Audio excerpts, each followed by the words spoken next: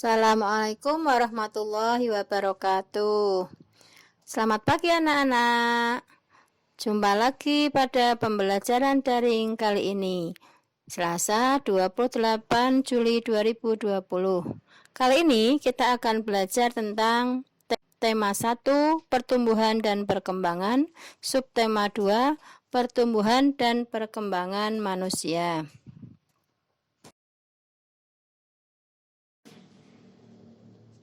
Pada pembelajaran kali ini, kita akan belajar Mupel Bahasa Indonesia dan PPKN. Untuk pelajaran Bahasa Indonesia, kita akan mencermati kosakata tentang pertumbuhan dan perkembangan manusia. Sedangkan untuk Mupel PKN-nya, kita akan memahami arti lambang Pancasila, sila kedua. Anak-anak, apakah kamu masih ingat masa kecilmu saat masih di TK? Apakah tinggi dan berat badanmu saat itu sama dengan yang sekarang? Tentu saja tidak ya. Pasti ada yang gendut, ada yang kurus, ada yang tinggi, ada yang pendek. Mengapa demikian? Karena manusia mengalami pertumbuhan dan perkembangan. Saat lahir, tinggi badan kamu hanya beberapa sentimeter. Tetapi seiring bertambahnya usia kamu, tinggi dan badan kamu akan bertambah. Ketika bayi, kamu juga belum bisa apa-apa. Sekarang kamu sudah bisa makan sendiri, tertawa, bisa berjalan sendiri, bisa bermain, membaca, dan sebagainya. Pertumbuhan dan perkembangan manusia dimulai dari bayi, balita, anak-anak, remaja, dan tua.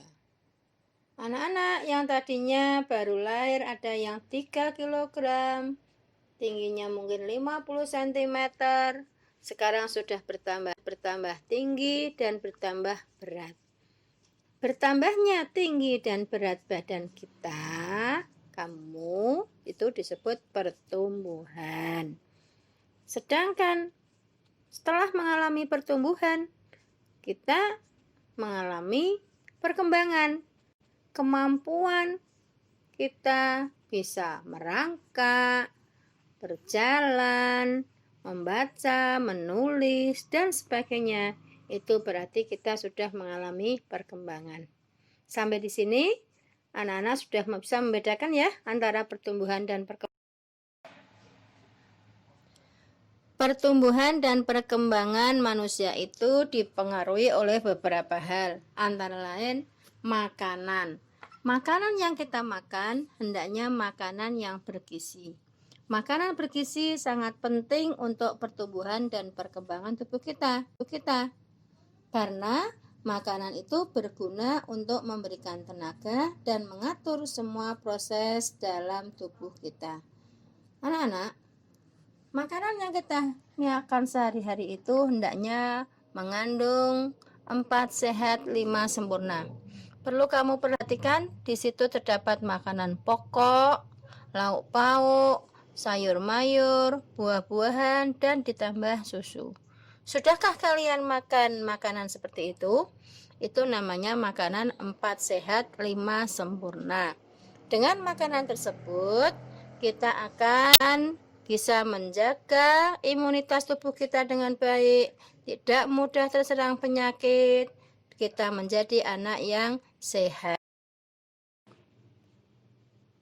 Jadi, makanan yang bergizi itu adalah makanan yang mengandung 1.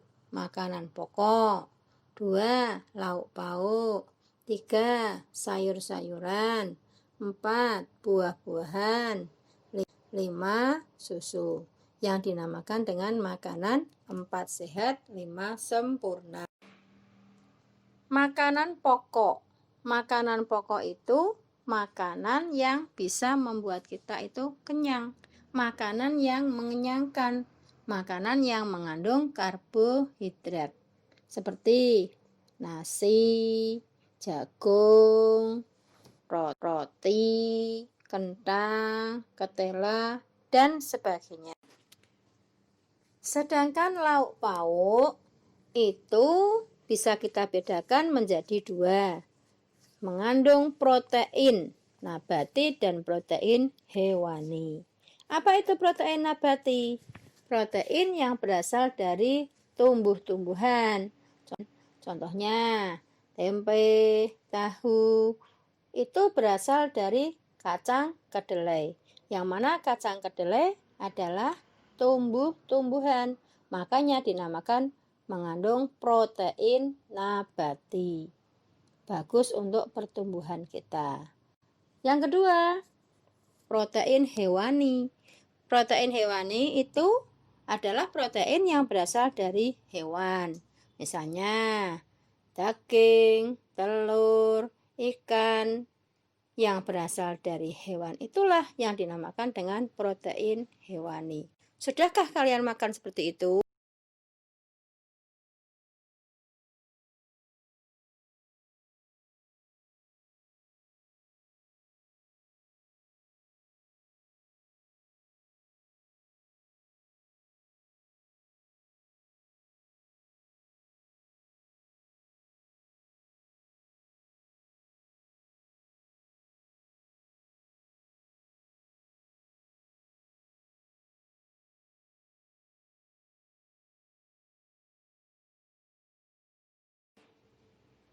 Yang keempat, buah-buahan. Buah-buahan sangat penting bagi tubuh kita karena buah-buahan mengandung vitamin. Contoh buah-buahan misalnya pisang, nanas, semangka, jeruk, apel, melon, dan sebagainya. Yang kelima yaitu susu. Susu mengandung lemak dan kalsium, bagus untuk pertumbuhan tulang dan gigi kita.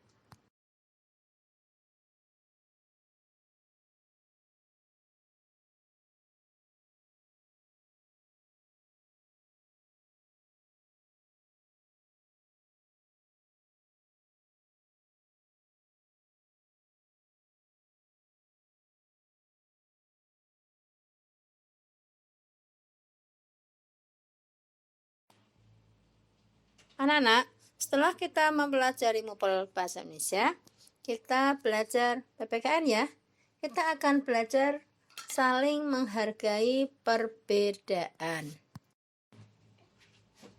Pada dasarnya, manusia diciptakan oleh Allah Subhanahu wa Ta'ala dalam keadaan berbeda-beda. Ada yang tumbuh lebih tinggi dan ada juga yang pendek. Tetapi kita harus saling menghargai perbedaan tersebut. Sikap saling menghormati dan menghargai antar sesama termasuk pengamalan Pancasila sila kedua. Sila kedua lambangnya rantai yang berbunyi kemanusiaan yang adil dan beradab. Anak-anak sudah hafalkan Pancasila? Kamu nanti bisa dihafalkan kembali Pancasila dari nomor 1 sampai 5 ya. Setelah kita mempelajari materi tadi, dapat kita ambil kesimpulan yang mempengaruhi pertumbuhan dan perkembangan manusia. 1. Makanan bergizi. 2. Olahraga teratur. 3. Istirahat atau tidur yang cukup. Sikap saling menghargai perbedaan antar sesama harus kita amalkan dalam kehidupan sehari-hari. Contohnya, bermain bersama teman tanpa membeda-bedakan. Cukup jelas ya anak-anak? Semoga pembelajaran kali ini bermanfaat dan dapat kita amalkan dalam kehidupan sehari-hari.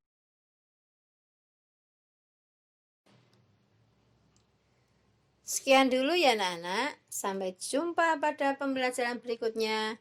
Tetap di rumah, jaga kebersihan, pakai masker. Jangan lupa berdoa.